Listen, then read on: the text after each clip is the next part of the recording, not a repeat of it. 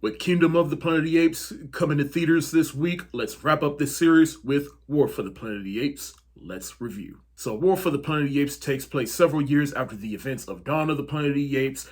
The apes are at war with the humans as the two factions fight for the planet. The human race is damn near extinct at this point, or at this point, just failing as a species, and the apes make one last stand towards finding a peaceful place. And this third film is the conclusion of Caesar's story. Now, I remember when War for the Planet of the Apes came out, it was one of my favorite films of 2017. At one point, I thought it was the best of the trilogy. Though Rise is my favorite, I thought War for the Planet of the Apes was the best of the trilogy at one point. But after watching this trilogy back to back and watching the entire series, I might have changed my tune, but that does not mean I think of this movie any less. Matt Reeves returned to direct this one, and he definitely continued to put his filmmaking foot into this one. The special effects, the motion capture, it is just on par, if not better, than the last film. It feels like the motion capture and all the special effects just gets better and better with each film. But I do remember a lot of people being disappointed with this film, mainly because of the title. A lot of people felt the title was misleading. They thought that there wasn't much war going on.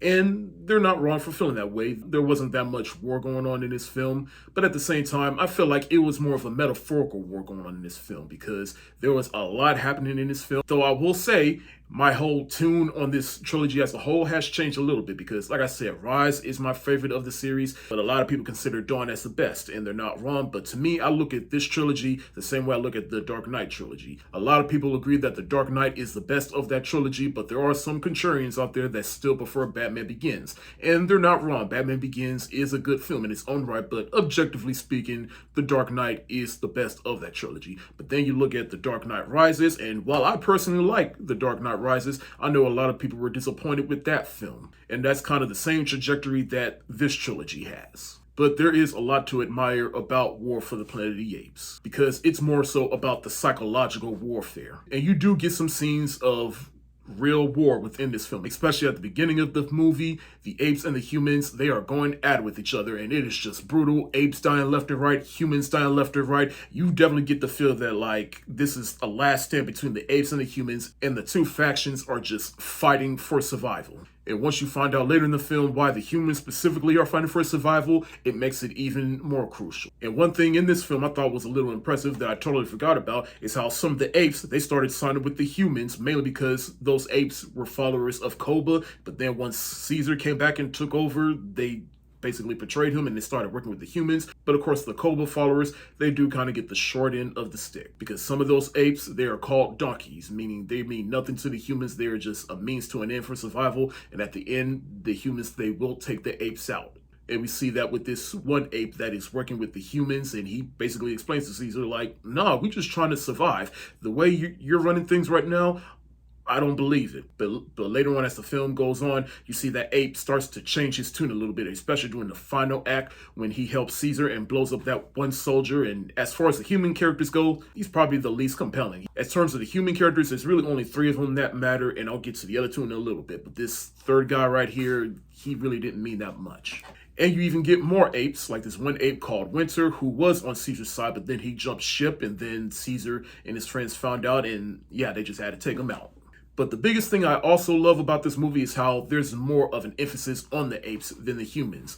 The first 2 films, it was a bit well balanced, meaning you saw both sides. But here it is really about the apes. And in truth, it was always about the apes because this is Caesar's story. And Caesar, they really put him through the ringer in this film because the Colonel, played by Woody Harrelson, he kills Cornelia and his oldest son, Blue Eyes. And once that happened, Caesar, he just goes on this revenge path. The other apes, they found this nesting grounds that they can go to, but Caesar, he stays behind and he is up for blood. Luckily, you have some of his friends that tag along with him, and then they come across this little girl named Nova, call back to the original film, but it's through her they start to see what's really happening to the humans. And then even later on in the film, the Colonel, he explains to Caesar that the virus, it has mutated and gotten worse to the point where it has taken away all their cognitive skills. The humans, they can hardly talk, hardly think or whatever. They are just in a dumb state at this point.